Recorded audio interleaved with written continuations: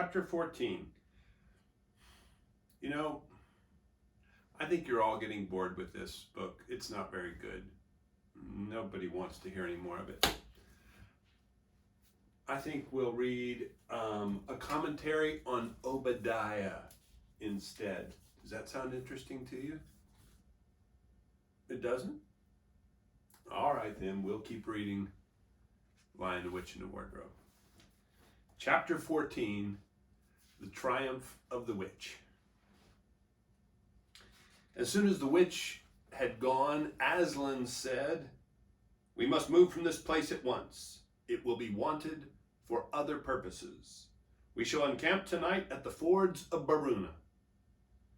Of course, everyone was dying to ask him how he had arranged matters with the witch, but his face was stern and everyone's ears were still ringing with the sound of his roar, and so nobody dared.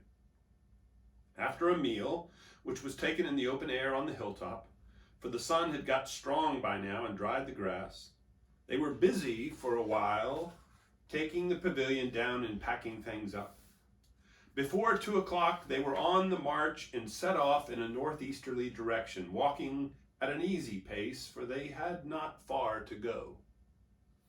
During the first part of the journey, Aslan explained to Peter his plan of campaign. "As soon as she has finished her business in these parts," he said, "the witch and her crew will almost certainly fall back to her house and prepare for a siege. You may or may not be able to cut her off and prevent her from reaching it." He then went on to outline 2 plans of battle, one for fighting the witch and her people in the wood, and another for assaulting her castle. And all the time he was advising Peter how to conduct the operations, saying things like, "You must put your centaurs in such and such a place," or "You must put scouts to see that she doesn't do so and so," till at last Peter said, "But you will be there yourself, Aslan." "I can give you no promise of that," answered the lion, and he continued giving Peter his instructions. For the last part of the journey, it was Susan and Lucy who saw most of him. He did not talk very much and seemed to them to be very sad. It was still afternoon when they came down to a place where the river valley had widened out and the river was broad and shallow. This was the fords of Baruna, and Aslan gave orders to halt on this side of the water. But Peter said, "Wouldn't it be better to camp on the far side, for fear she should try a night attack or anything?" Aslan, who seemed to have been thinking about something else, roused himself with a shake of his magnificent mane and said, "Eh? What's that?" Peter said it all over again. "No," said Aslan in a dull voice, as if it didn't matter. "No, she will not make an attack tonight." And then he sighed deeply. But presently he added, "All the same, it was well thought of. That is how a soldier ought to think. But it doesn't really matter." So they proceeded to pitch their camp. Aslan's mood affected everyone that evening. Peter was feeling uncomfortable, too, at the idea of fighting the battle on his own. The news that Aslan might not be there had come as a great shock to him. Supper that evening was a quiet meal. Everyone felt how different it had been last night or even that morning. It was as if the good times, having just begun, were already drawing to their end. This feeling affected Susan so much that she couldn't get to sleep when she went to bed. And after she'd lain counting sheep and turning over and over, she heard Lucy give a long sigh and turn over just beside her in the darkness. "Can't you get to sleep either?" said Susan. "No," said Lucy, "I thought you were asleep." "I say, Susan." "What?" "I've a most horrible feeling, as if something were hanging over us." "Have you? Because as a matter of fact, so have I." "Something about Aslan," said Lucy.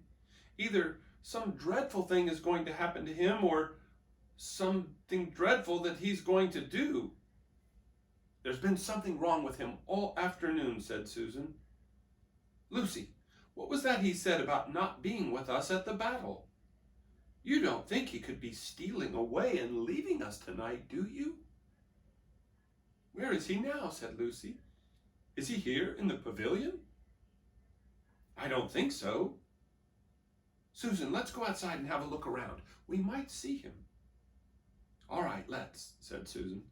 "We might just as well be doing that as lying awake here." Very quietly, the two girls groped their way among the other sleepers and crept out of the tent.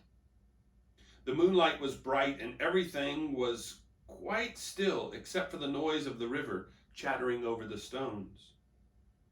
Then Susan suddenly caught Lucy's arm and said, "Look, on the far side of the camping ground, just where the trees begin, they saw the lion slowly walking away from them and into the wood. Without a word, they both followed him. He led them up the steep slope out of the river valley and then slightly to the right, apparently by the very same route which they had used that afternoon in coming from the hill of the stone table. On and on he led them into dark shadows and out into pale moonlight, getting their feet wet with the heavy dew. He looked somehow different from the Aslan they knew. His tail and his head hung low, and he walked slowly as if he were very, very tired. Then, when they were crossing a wide open place where there were no shadows for them to hide in, he stopped and looked round. It was no good trying to run away, so they came toward him. When they were closer, he said, "Oh, children, children, why are you following me?" "We couldn't sleep," said Lucy, and then felt sure that she need say no more and that Aslan knew all they had been thinking. "Please, may we come with you wherever you're going?" asked Susan. "Well," said Aslan, and seemed to be thinking. And then he said, "I should be glad of company tonight. Yes, you may come if you promise to stop when I tell you, and after that leave me to go on alone." "Oh, thank you, and we will," said the two girls. Forward they went again, and one of the girls walked on each side of the lion. But how slowly he walked, and his great royal head drooped so that his nose nearly touched the grass. Presently he stumbled and gave a low moan. "Aslan, dear Aslan," said Lucy, "what is wrong? Can't you tell us?" "Are you ill, dear Aslan?" asked Susan. "No," said Aslan, "I am sad and lonely. Lay your hands on my mane so that I can feel you are there, and let us walk like that." And so the girls did what they would never have dared to do without his permission, but what they had longed to do ever since they first saw him. They buried their cold hands in the beautiful sea of fur and stroked it, and so doing walked with him. And presently they saw that they were going with him up the slope of the hill on which the stone table stood. They went up at the side where the trees came furthest up, and when they got to the last tree, it was one that had some bushes about it. Aslan stopped and said, "Oh, children, children, here you must stop, and whatever happens, do not let yourselves be seen. Farewell." And both the girls cried bitterly, though they hardly knew why. And they clung to the lion and kissed his mane and his nose and his paws and his great sad eyes. Then he turned from them and walked out on to the top of the hill. And Lucy and Susan, crouching in the bushes, looked after him, and this is what they saw. A great crowd of people were standing all around the stone table, and though the moon was shining, many of them carried torches which burned with evil-looking red flames and black smoke. But such people! Ogres with monstrous teeth, and wolves and bull-headed men, spirits of evil trees and poisonous plants, and other creatures whom I won't describe, because if I did, the grown-ups would probably not let you read this book. Cruels and hags and incubuses, wraiths, horrors, ifrits, sprites, orkneys, wooses, and etons. In fact, Here were all those who were on the witch's side and whom the wolf had summoned at her command. And right in the middle, standing by the table, was the witch herself. A howl and a gibber of dismay went up from the creatures when they first saw the great lion pacing toward them. And for a moment, even the witch herself seemed to be struck with fear. Then she recovered herself and gave a wild, fierce laugh. "The fool!" she cried. "The fool is come! Bind him fast!" Lucy and Susan held their breaths, waiting for Aslan's roar and his spring upon his enemies. But it never came. 4 hags, grinning and leering, yet also at first hanging back and half afraid of what they had to do, had approached him. "Bind him, I say," said the White Witch. The hags made a dart at him and shrieked with triumph when they found that he made no resistance at all. Then others, evil dwarfs and apes, rushed in to help them, and between them they rolled the huge lion over on his back and tied all his 4 paws together, shouting and cheering as if they had done something brave, though had the lion chosen, one of those paws could have been the death of them all. But he made no noise, even when the enemies, straining and tugging, pulled the cords so tight that they cut into his flesh. Then they began dragging him toward the stone table. This is a very sad picture of all of the wicked supporters of the White Witch having taken Aslan and dragged him toward the stone table.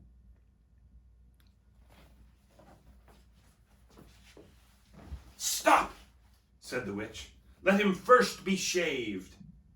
Another roar of mean laughter went up from her followers as an ogre with a pair of shears came forward and squatted down by Aslan's head. Snip, snip, snip went the shears, and masses of curling gold began to fall to the ground. Then the ogre stood back, and the children, watching from their hiding place, could see the face of Aslan looking all small and different without its mane. The enemies also saw the difference. "Why, he's only a great cat after all," cried one. "Is that what we were afraid of?" said another. And they surged around Aslan, jeering at him, saying things like, "Puss, puss, poor pussycat," and "How many mice have you caught today?" and "Would you like a saucer of milk, pussums?" "Oh, how can they?" said Lucy, tears streaming down her cheeks. "The brutes! The brutes!" For now that the first shock was over, the shorn face of Aslan looked to her braver and more beautiful and more patient than ever. "Muzzle him," said the witch. And even now, as they worked about his face, putting on the muzzle, one bite from his jaws would have cost 2 or 3 of them their hands. But he never moved. And this seemed to enrage all that rabble. Everyone was at him now. Those who had been afraid to come near him even after he was bound began to find their courage, and for a few minutes the 2 girls could not even see him. So thickly was he surrounded by the whole crowd of creatures, kicking him, hitting him, spitting on him, jeering at him. At last, the rabble had had enough of this. They began to drag the bound and muzzled lion to the stone table, some pulling and some pushing. He was so huge that even when they got him there, it took all their efforts to hoist him onto the surface of it. Then there was more tying and tightening of cords. "The cowards! The cowards!" sobbed Susan. "Are they still afraid of him even now?" When once Aslan had been tied, and tied so that he was really a mass of cords, on the flat stone, a hush fell over the crowd. 4 hags holding 4 torches stood at the corners of the table. The witch bared her arms, and as she had bared them the previous night, when it had been Edmund instead of Aslan. Then she began to whet her knife. It looked to the children, when the gleam of the torchlight fell on it, as if the knife were made of stone, not of steel, and it was a strange and evil shape. At last she drew near. She stood by Aslan's head. Her face was working and twitching with passion, but his looked up at the sky, still quiet, neither angry nor afraid, but a little sad.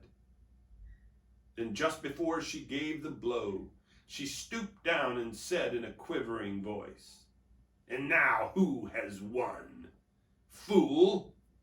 Did you think that by all this you would save the human traitor? Now I will kill you instead of him, as our pact was, and so the deep magic will be appeased. But when you are dead, what will prevent me from killing him as well? And who will take him out of my hand then? Understand that you have given me Narnia forever. You have lost your own life, and you have not saved his. In that knowledge, despair and die." The children did not see the actual moment of the killing. They couldn't bear to look and had covered their eyes.